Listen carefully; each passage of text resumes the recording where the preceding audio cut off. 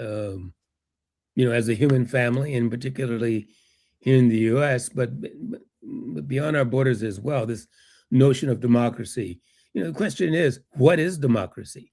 How do we define it? Democracy is a political system, for example. It's also an economic system. It's also a social system. And, those systems operate as effectively as those who control them determine.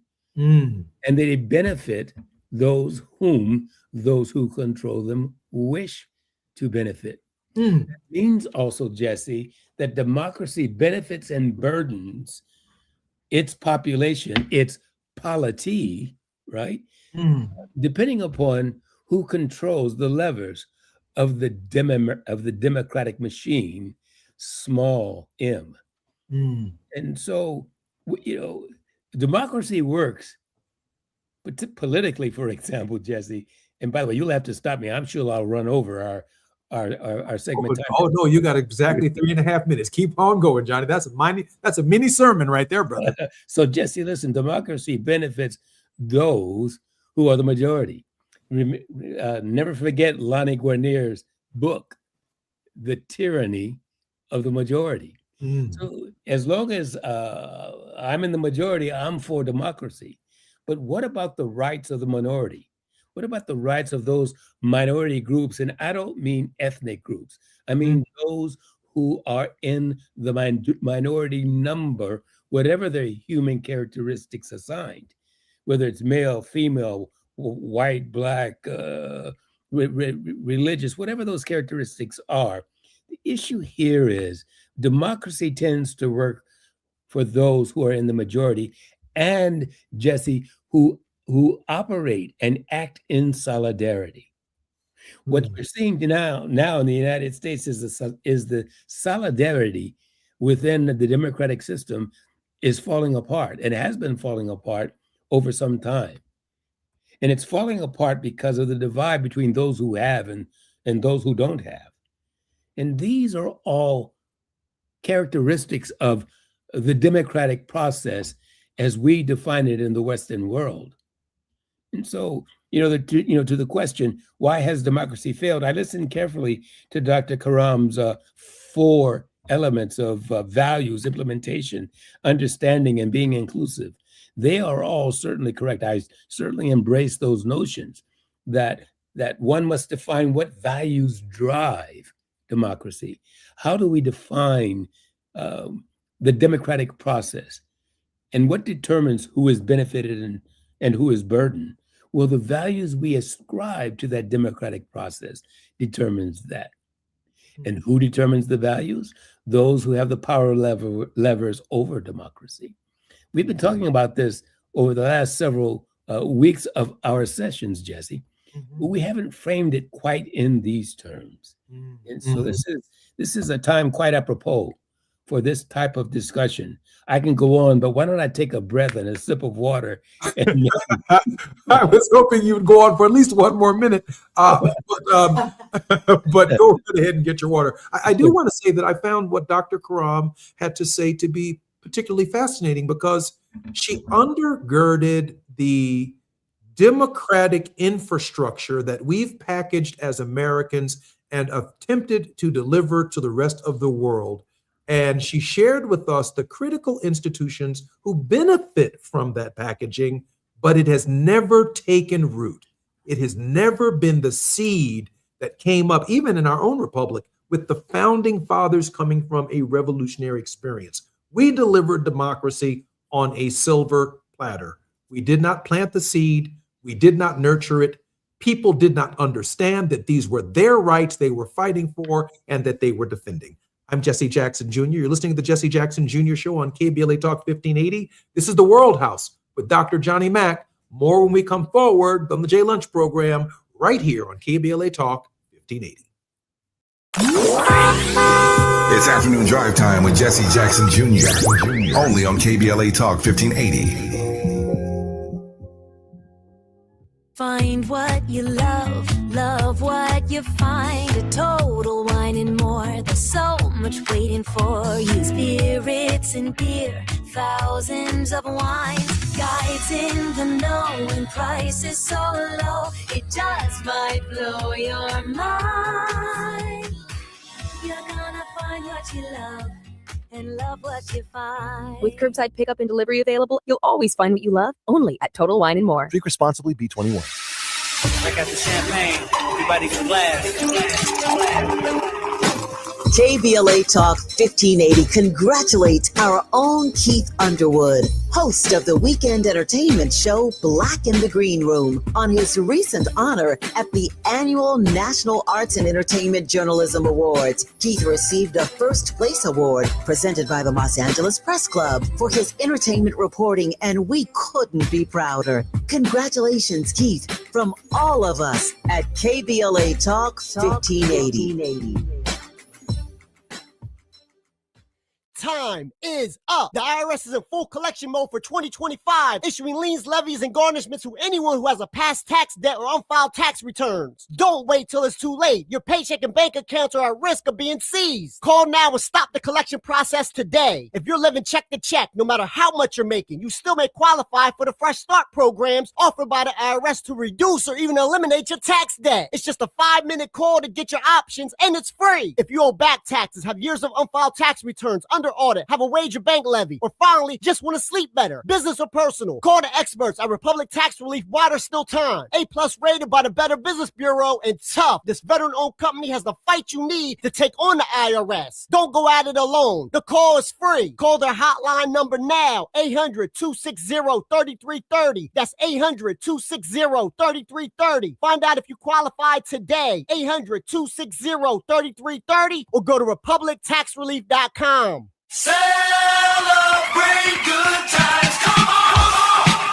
KBLA Talk 1580 congratulates Malik Books on celebrating 35 years in business. It's a celebration. Malik Books proudly houses one of the largest African American and diverse children's books in the nation. This is the perfect time to pick up holiday reads, meaningful gifts, and to support literacy in our community.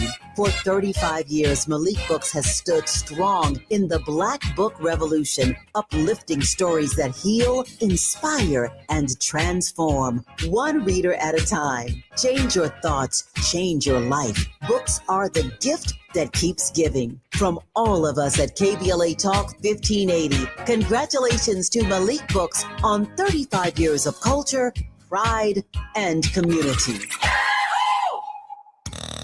Now back to more of Jesse Jackson Jr. on KBLA Talk 1580. The Jesse Jackson Jr. Show. The Jesse Jackson Jr. Show. The Jesse Jackson Jr. Show. The Jesse Jackson Jr. Show. King Folly drop the beat. Come on and talk with me. Come on and listen to the need. I'm Jesse Jackson Jr. This is the World House with Dr. Johnny Mack on Thought Provoking Thursday. Dr. Mack's research includes extensive study of Dr. Martin Luther King Jr.'s logic of nonviolence and the U.S. Civil Rights Movement. He explicates Dr. King's logic of nonviolence using King's call to restructure the social edifice, and particularly its triple evils of poverty, racism, and militarism, with a revolution of values that is effected through peaceable power. I want to hang around that part of your biography for a moment, Johnny, because I think Dr. Karam's insightful article, How Investing in Democracy Failed and Enabled Authoritarianism, speaks to an undergirding that Dr. King was attempting to provide our democratic society at the hour of his assassination. And in the absence of that, Dr. King may very well have seen exactly what Dr. Karam was talking about, just how fragile the republic truly is. Jesse, I think you're absolutely right, and I think Dr. Karam is right. And of course, was not in the head of Dr. King, but my work and study, you are right, draws me to the conclusion that King foresaw much of what we have realized in today's political environment. And so when he calls for a restructuring of the edifice, remember, he calls for a restructuring of the edifice that produces beggars. But that edifice that produces beggars was only an example of the broader problem, the broader malady of how we prosecute and execute our democratic experiment. And so Johnny, King was calling for a reordering of that. Johnny, let me ask you this question, because I really don't want to cut you off, because your thought process is so consistent and so clear and so forward thinking at all times. But when we talk about beggars, I mean, everybody on the SNAP program, Supplemental Nutrition Assistance Program, is just one program away from being a beggar, right? I mean, when we talk about the Affordable Care Act, 44 million people right now, because Congress has not acted, are going to experience rising premiums and will have to choose between their medicine and their food during this period of congressional inaction. They're just one paycheck, if you will, or one illness away from becoming a beggar. So these programs that are being threatened right now, are showing just how thin the fiber and the string that democracy hangs on truly is, Johnny. You know, Jesse, the point is so cogent. It's so important. Even more, Jesse, what happens here is we are so focused on ensuring that that little itsy bitty, teeny weeny, tiny string doesn't break, that we miss that the string itself is inadequate. Think about that. We are happy enough that that string remains intact. And so we fight for the subsidy that leaves us on the cliff, on the very edge of paycheck to paycheck, and hardly enough to make ends meet. Think about what we're saying here, Jesse. And so the 24 million and maybe 3 times that who struggle from day to day, from paycheck to paycheck, from vacation to vacation, from year to year, just to make ends meet and to get by, miss the fact that that struggle isn't enough. If we had more than a teeny tiny string, but we had a robust rope like the privileged and the elite do, we had options beyond living from paycheck to paycheck, what would our lives be like? And so King is not arguing to keep that little itty bitty tiny string intact. He's saying the whole structure needs to be restructured, the whole system, the whole process. It became clearer, and I think you've done a life's work that certainly lays the case that Dr. King is as relevant today as he was when he uttered the statement.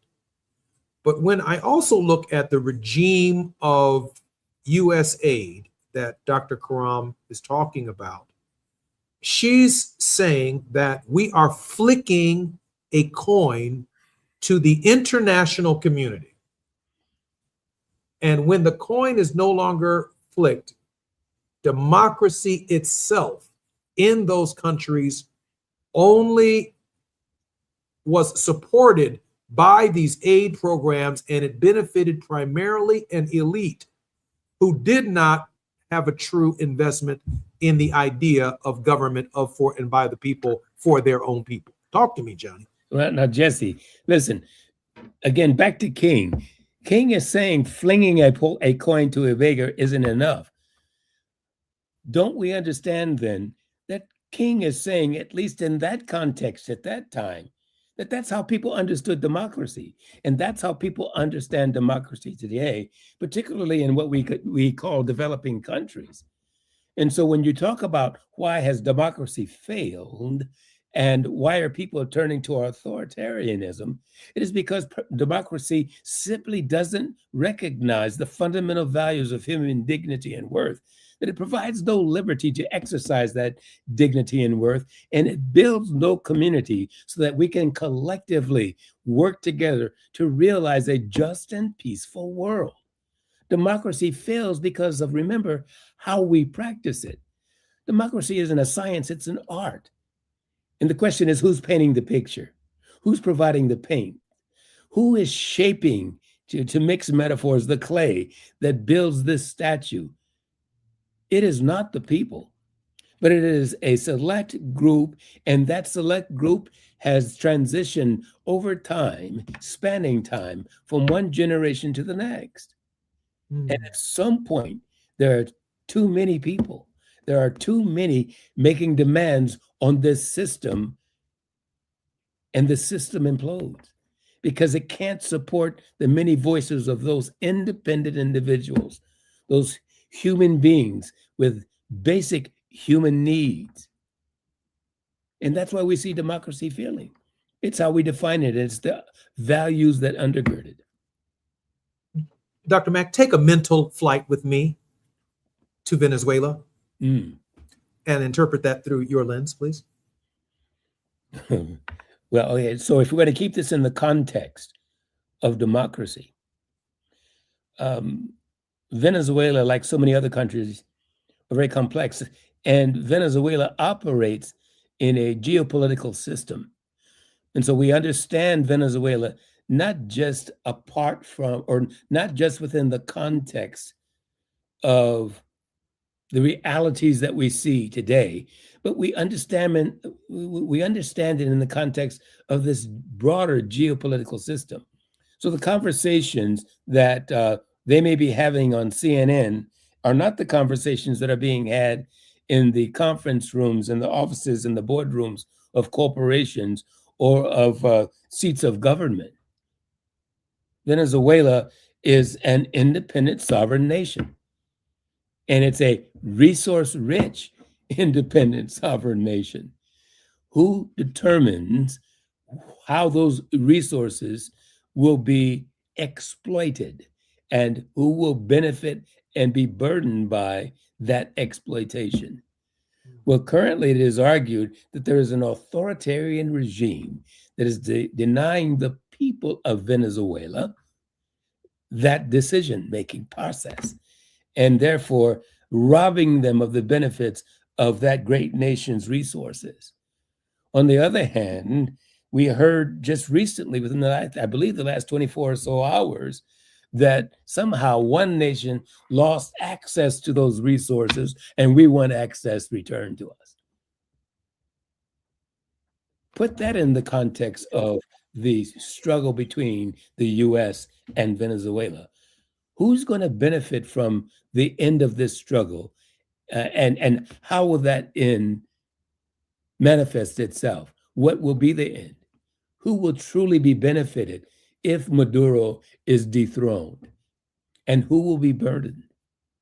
Our previous guest said that Chevron continues to pump oil and move oil out of Venezuela and is not subject to Donald Trump's embargo. That Chevron's oil from Venezuela is still on its way to Texas. It is not being fired upon or boarded by U.S. ships. That oil is still leaving Venezuela en route to the United States, but only Chevron, an American-based company, is dealing and benefiting from that transaction. That, for me, was as shocking as any revelation that I've heard anywhere else in the world. Johnny, I've got about 5 minutes before we come forward and before we get to the half break. Take this mental flight with me now to Nigeria, where the president of the United States, another oil-rich nation, somehow he seems to be concerned about Negro Christians in a Muslim country in Africa. Johnny, if it weren't so laughable, it would just be shameful. Johnny, what's going on there? It sounds like a Venezuela part two. Venezuela part two. Well, Jesse, I'm just a simple guy who learned how to read in the 5th grade. And, you know, I don't know much, but I do know that you talked about these great big ships from Chevron in the Caribbean that transport oil from one nation state to the next, but you didn't talk about those little boats that somehow are meeting a sudden end, and the people on them who are somehow threatening the 360 million people in the United States. Well, I make no judgment about whether they are threatening them or not, but here's my point, Jesse. You also mentioned, or we talked about, the resources and the oil in Venezuela. And as you point out, resources and oil in Nigeria happen to be the issue at hand. And so is the United States really concerned about these little boats carrying alleged drug to the U.S.? And is the United States really concerned about those Negro Christians, as you frame it, in Nigeria? Or is the United States concerned about Atika Dangote's oil refinery that's under construction as we speak? Do the American people and the rest of the global world know that this oil refinery being built by the richest Black man on the African continent happens to be, when it's done, the largest oil refinery in the world? Wow. Not on the African continent. It will produce, when it is done, or at least have the capacity to produce when it is done, the largest in all of the world. What does that mean? How is it that an African country, an African nation state, will now have that kind of power and capacity? And what will that do, Jesse? Stay with me, and our listeners, stay with me. What will that do to the economy, not only in Nigeria, but what will that do to the economy on the African continent? And what will that do to the economy globally when we have a fossil fuel-based economy? Think about it. You just blown my mind, part two. Dangote, who is the wealthiest man on the African continent and one of the wealthiest men in the history of the world, is a multi-billionaire African who has transcontinental businesses across the entire African continent. His products range from chemicals to oil to producing corn to raising harvests to construction. Just an amazing man with an amazing repertoire of business interests. But this oil refinery in Nigeria, as Dr. Mack has suggested, will be the largest, most efficient, and newest fossil fuel plant on Earth. Methinks Donald Trump is thinking about that. I'm Jesse Jackson Jr., listening to the Jesse Jackson Jr. Show on KBLA Talk 1580. More with Dr. Johnny Mack when we come forward on KBLA Talk 1580. It's afternoon drive time with Jesse Jackson Jr. Only on KBLA Talk 1580.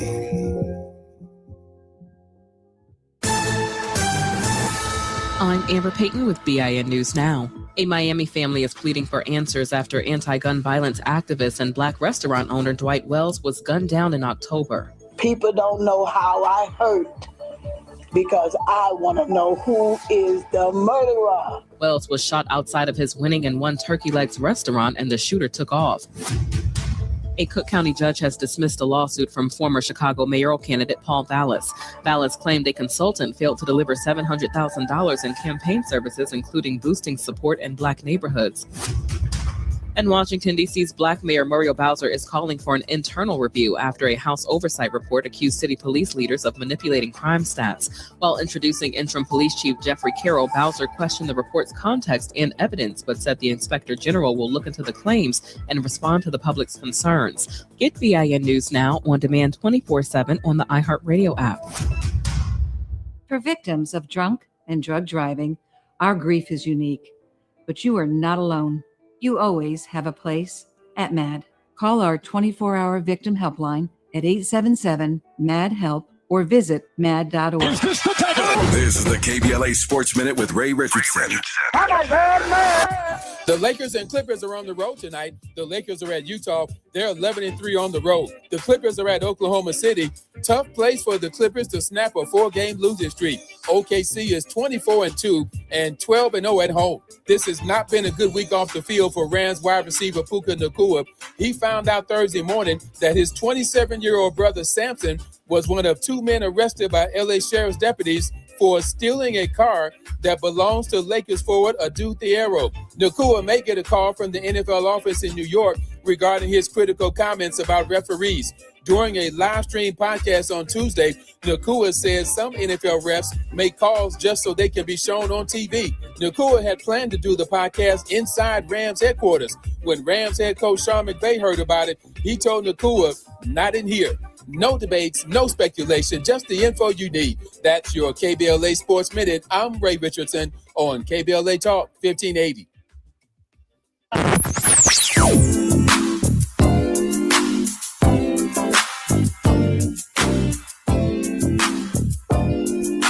This is KBLA Talk 1580.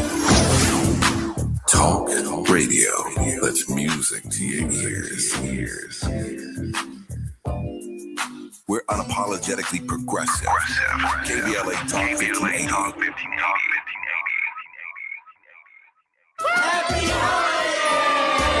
This holiday season, KBLA Talk 1580 wishes you and yours joy, peace, and prosperity. As we celebrate with family and friends, we're already looking forward to an exciting first quarter, packed with must-attend events to kick off the new year just right. In January, join us for our inaugural Brotherhood Brunch, bringing together community leaders, change makers, and everyday people for inspiration and connection. February means it's time for our signature Black History Month luncheon, a powerful celebration you won't want to miss. And in March, Women's History Month, we're once again hosting our State of Black Women in Los Angeles Symposium and Luncheon, addressing the issues that matter most inside our community. From all of us at KBLA Talk 1580, happy holidays. Stay tuned for more details on these incredible upcoming events. KBLA Talk 1580, your voice, your community, your power. In a city as big as LA, healthcare shouldn't feel far away. That's why Cedars-Sinai is breaking down barriers and bringing resources like free screenings, vaccinations, and wellness programs into local communities. From Leimert Park to Lincoln Heights and everywhere in between, Cedars-Sinai is showing up, partnering with over 200 local organizations to improve access to healthcare resources. Because care doesn't just happen inside a hospital. It happens in neighborhoods and places around the city where we live, work, and grow. Cedars-Sinai, here for LA. Nugget Bills, nuggets all the way. Hi, I'm Kylie. I'm John. And I'm Garrison. And a little thing we love about the 30-count Chick-fil-A nuggets is sharing them when we cut down the Christmas tree. We will pack the car with gifts. And of course, we go and pick up our family's favorite nuggets. Every nugget is tasty times quadrillion. And we get all the sides. Yeah, the ooey gooey mac and cheese is a big hit. Share the nuggets, share the joy. Order the 30-count Chick-fil-A nuggets on the Chick-fil-A app. Real guests paid for their testimonials. When you turn to the Employment Development Department, we'll help you get there. Whether it's support for you and your family while you find a new job, or the resources to focus on your recovery after illness or injury, we can help you move forward. From support while you bond with your newborn, to helping serve your family while your partner serves our country. Your EDD. We'll help you get there. For more information, visit edd.ca.gov. You're listening to Jesse Jackson Jr. on KBLA Talk 1580. The Jesse Jackson Jr. Show. The Jesse Jackson Jr. Show. The Jesse Jackson Jr. Show. The Jesse Jackson Jr. Show. King Wally, drop the beat. Come on and talk with me. Come on and listen to me. Come on and talk. I'm Jesse Jackson Jr. Welcome forward to the Jesse Jackson Jr. Show on KBLA Talk 1580. Dr. Johnny Mack is a social entrepreneur and scholar practitioner with expertise in subject areas of peace, conflict, and social change and movements.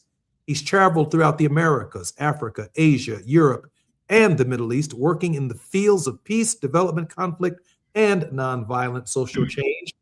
His seminal work includes, but is not limited to, understanding at a deeper level the metalogic of Martin Luther King Jr.'s nonviolent thinking, which culminates in a fundamental restructuring not only of social edifices, but a fundamental restructuring of our personal and national values. Dr. Mack, welcome forward to the Jesse Jackson Jr. Show.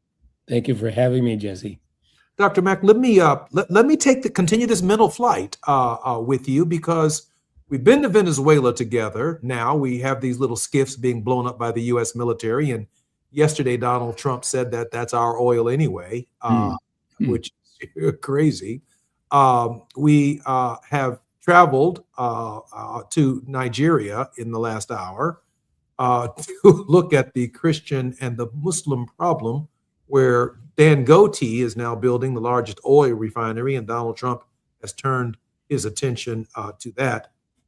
Can we take a mental flight to, let's just say, Ukraine? Absence of a peace deal, or the president's interest even in a peace deal any longer. But he seems to have escaped thus far with at least a critical minerals deal.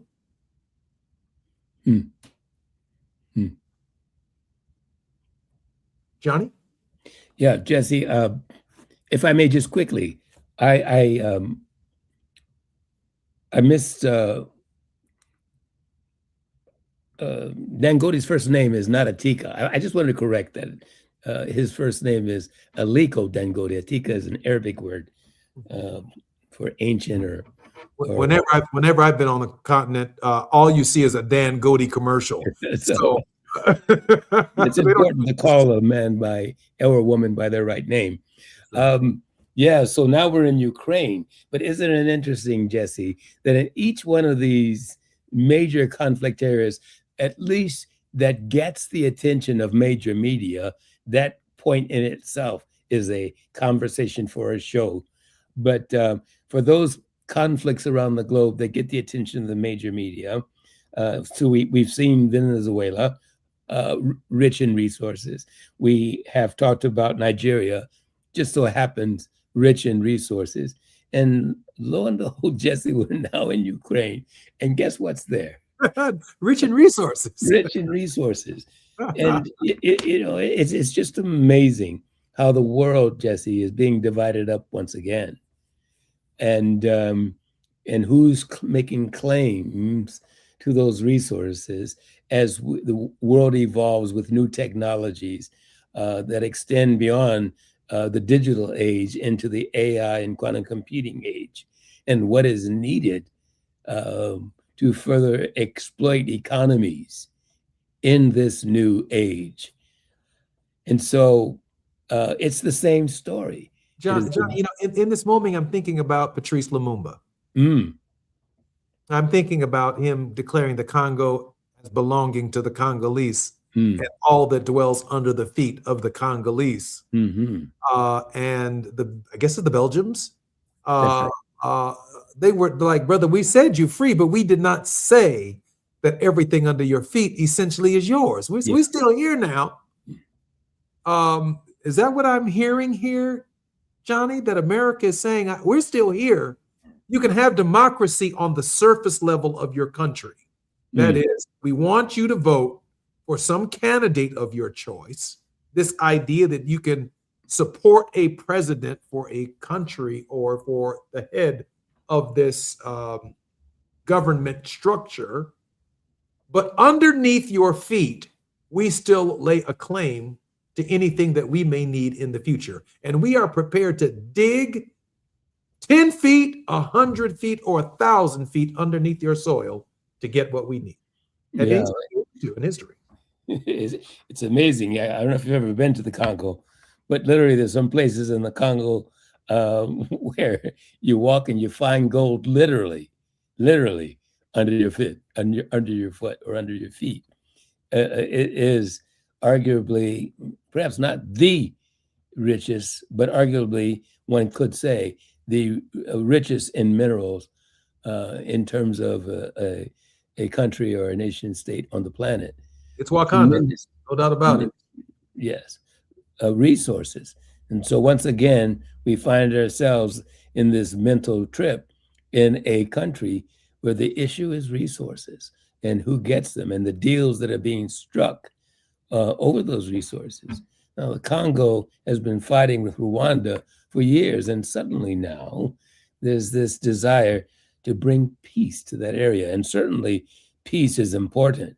We certainly don't denounce any effort to bring peace, especially to a people who have been so burdened by conflict and war. But will this peace truly bring to the people of the Congo a world of justice? And what type of peace? You know, Johan Galtung talked about two types of peace. There is negative peace and there is positive peace. Negative peace is where there is still conflict, but the guns of war are silent. There's still oppression. There is still marginalization. There is still disposition. But in positive peace is the presence of justice. And the question is this peace deal that we are hearing about between Rwanda and the Democratic Republic of the Congo going to bring the people positive peace or negative peace? Well, we find that the fighting is still taking place in the Congo, even as you and I speak.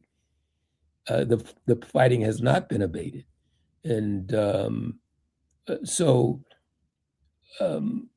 what's really happening here? It looks like a crime to me that we extract from the conflict. The Trump doctrine has to be this: find a conflict, create a conflict, and then extract something from the conflict while people on the surface of the conflict are fighting.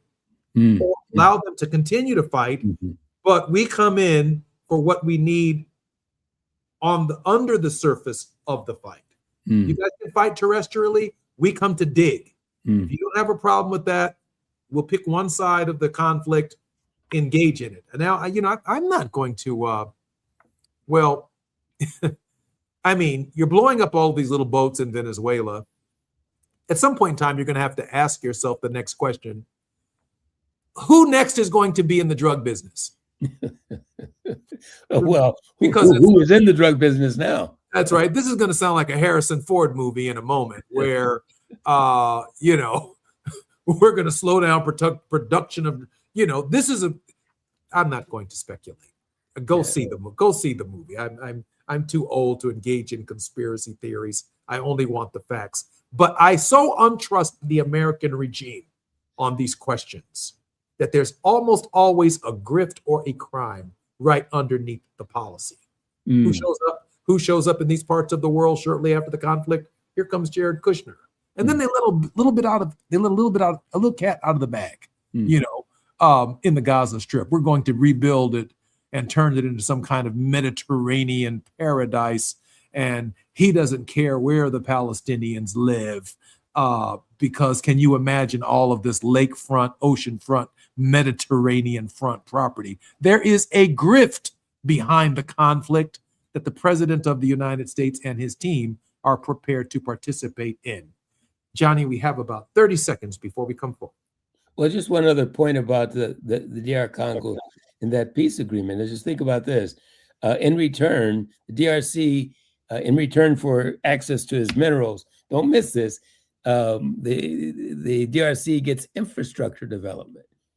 Think about that. What infrastructure? Well, you need infrastructure to extract and then to transport those minerals. Out of the That's right.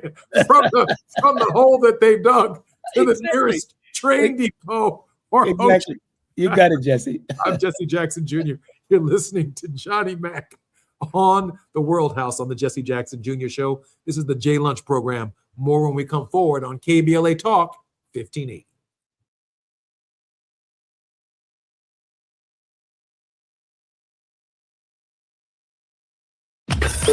While you're stuck in traffic, we can at least bring you up to speed on the news of the day. You're listening to Jesse Jackson Jr. only on KBLA Talk 1580.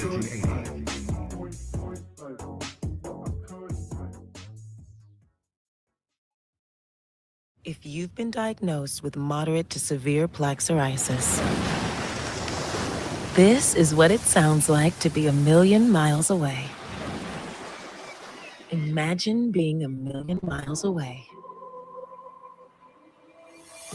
Tremfya guselkumab, taken by injection, is a prescription medicine for adults with moderate to severe plaque psoriasis who may benefit from taking injections or pills or phototherapy. With Tremfya, clearer skin is possible. In clinical trials, at least 70% of patients saw at least 90% clearer skin at 16 weeks. Results may vary. Tremfya is also indicated for adults with active psoriatic arthritis. Serious allergic reactions and increased risk of infections and liver problems may occur. Before treatment, your doctor should check you for infections and tuberculosis. Tell your doctor if you have an infection, flu-like symptoms, or if you need a vaccine. Ask your doctor about Tremfya. Call 1-800-526-7736 or visit tremfya.com.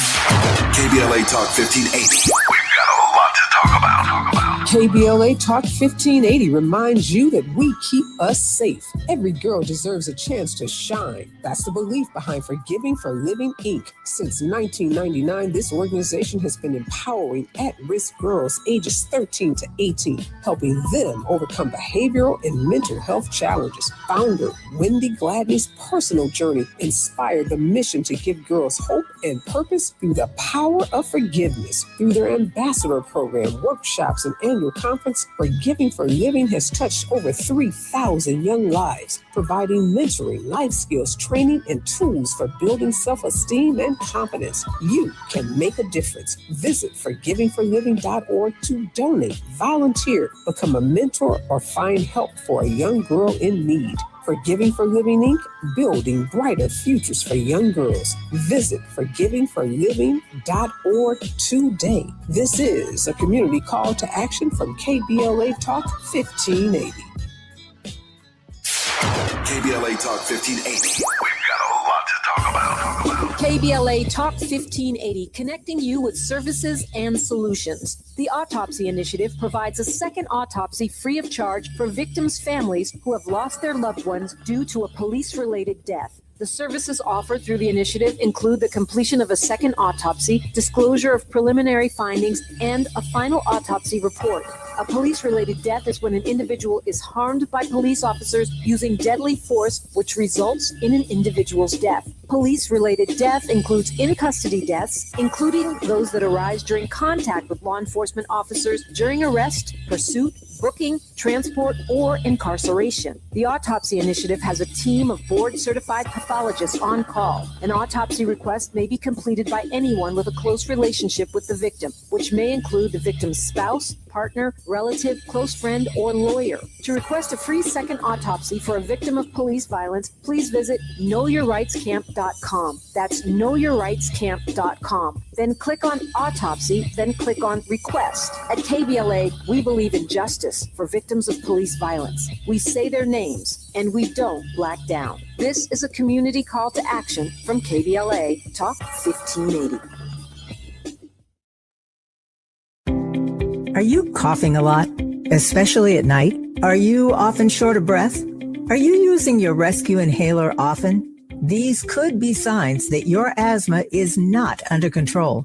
To keep your asthma in check and help prevent an asthma attack, ask your healthcare provider for an asthma action plan. This is a personalized plan you create with your doctor that shows you what to do and what medicines to help control your asthma and to use when you're having a hard time breathing or when you're having an asthma attack. Please don't wait until you're having an asthma attack. Do something about it now. Schedule a visit with your healthcare provider today to make that action plan and take control of your asthma. For more tips and resources on the management of asthma, visit luma-edu.com. This message is brought to you by Amgen and AstraZeneca. Now back to more of Jesse Jackson Jr. on KBLA Talk 1580. The Jesse Jackson Jr. Show. The Jesse Jackson Jr. Show. The Jesse Jackson Jr. Show. The Jesse Jackson Jr. Show. King Folly, drop the beat. Come on and talk with me. Come on and listen to the need. I'm Jesse Jackson Jr. You've been listening to the J Lunch Club on Jesse Jackson Jr. Show. Our very special guest on Thought Provoking Thursdays in the World House is with Dr. Johnny Mack. Johnny Mack, welcome forward to the Jesse Jackson Jr. Show, and welcome forward to your show, The World House, on KBLA Talk 1580. I'm glad to be here, Jesse. Thank you for giving me the opportunity to share our ideas about the World House. Johnny, can you share with us how we can support your work? You can support us at theworldhouseproject.org. The World House Project, all one word, theworldhouseproject.org. You can learn more about our work there.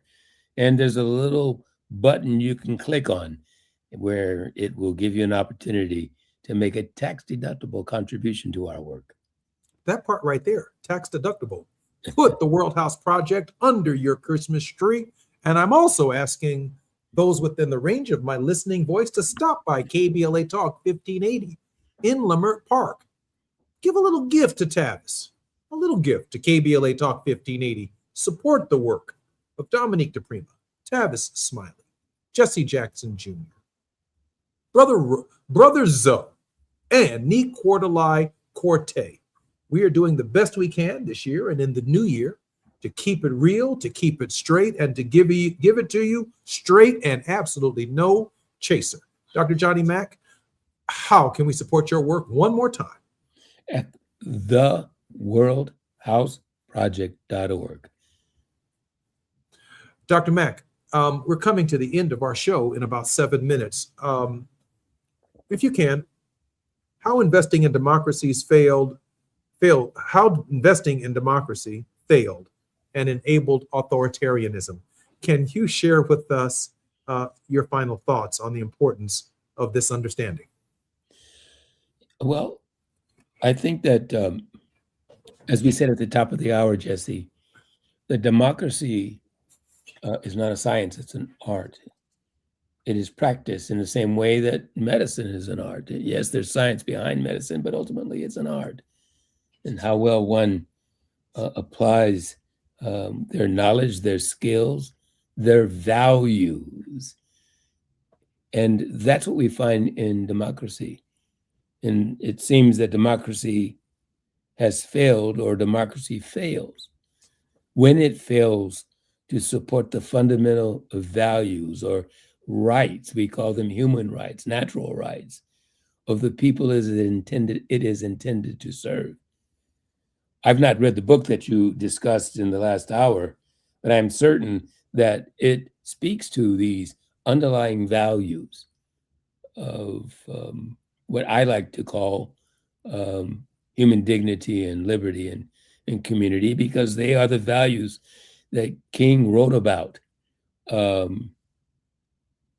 in his writing on the ethical demands of integration, in case our readers want to understand better those values that King wanted to replace the values of poverty, racism, and militarism. And note the words I use, Jesse. We call poverty, racism, and militarism what King called them, the triple evils. They're evils because they represent values that deny the dignity and worth of humanity and benefit some and burdens others. And he wants to replace those values of poverty, racism, and militarism with a new set of values. And what are they? Read the ethical demands of integration. And there you will find King's articulation of what I like to call the triple virtues. The triple virtues. The triple virtues of human dignity, of freedom to exercise one's dignity and worth and realize their full potential. That's the second virtue or value that King wants to replace. And the third is human solidarity or community. King sees in this world house another metaphor, and the first metaphor again being we live in a world house, one large house where we must all learn to live together as brothers and sisters, or King says we'll perish as fools. Another metaphor he uses is the beloved community. So community is central to King's logic of nonviolence, building a community that embraces all humanity. So dignity, liberty, and community are the triple virtues, those values around which we organize, back to your first question or your central question of democracy. A democracy built on the foundation of recognizing that all humans share equal dignity and worth. A democracy fundamentally built on the value of freedom and liberty to exercise one's human dignity and worth and realize their full potential. And a democracy built on community is what King saw as a revolution of values. Johnny, I was profoundly disappointed last night in the speech delivered by the President of the United States to the nation and therefore the world. I didn't see much hope in it. Disappointment's an understatement. Mhm. I'm thinking in this moment as we head into the Christian Christmas season. I meant to say the Christmas season because Hanukkah is being celebrated and Christianity celebrates the birth of Jesus of Nazareth at the same time. I'm thinking there is an alternative message that could have been delivered. And in this moment, you might have a word or two to say about that. We have about a minute and 30 seconds. So this is the big question about hope, a word of hope. And I often say when you ask that question, Jesse, is that hope is in ourselves. If we're going to put our hope in a president, we're setting ourselves up for any president, man or woman, Democrat or Republican. Hope in one individual or any group of individuals is a misguided hope. We collectively, in consistency with those three fundamental values, remember dignity, liberty, and community, well, that third value of community is all inclusive, as Dr. Karam was saying, in terms of the four elements of democracy, that inclusiveness. It includes all of us. And so we must trust and hope and depend upon each other. And that's where I find my hope. I find it in you. And I hope, Jesse, you find it in me. And I hope together we will reach out and find it in those who listen to us from one week to the next. That is the hope that I think the world waits for and rests on. I'm so grateful that Johnny gave us that word of hope. I'm fairly confident that next Thursday, which is Christmas, that we will not be live on the air, but I couldn't resist getting a word of hope from Johnny Mack this early in the season. Johnny, so grateful for your leadership, so grateful for the program, and so grateful to KBLA. More when we come forward on KBLA Talk 1580. I'm Jesse Jackson Jr. You've been listening to the Jesse Jackson Jr. Show. KBLA